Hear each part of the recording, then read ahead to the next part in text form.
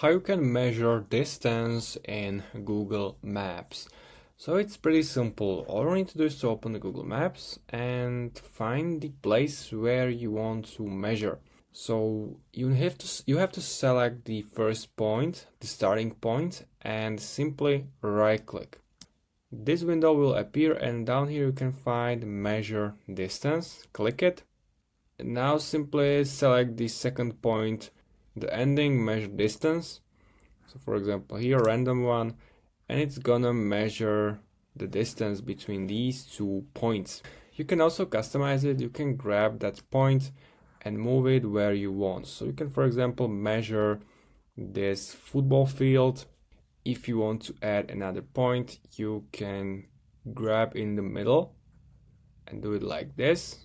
You can, for example, measure the whole square of that football field.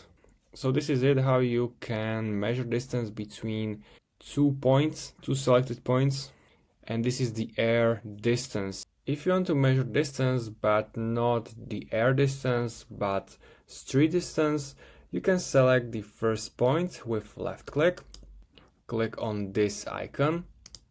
So it's gonna move it here. So this is my final destination, and now you have to choose your starting point. So for example here, and it's gonna select you the distance, but the street distance is 500 meters by walking. If you want to go by driving, it's gonna be 400 meters. It's that simple. If you have any questions, leave a comment and see you next time.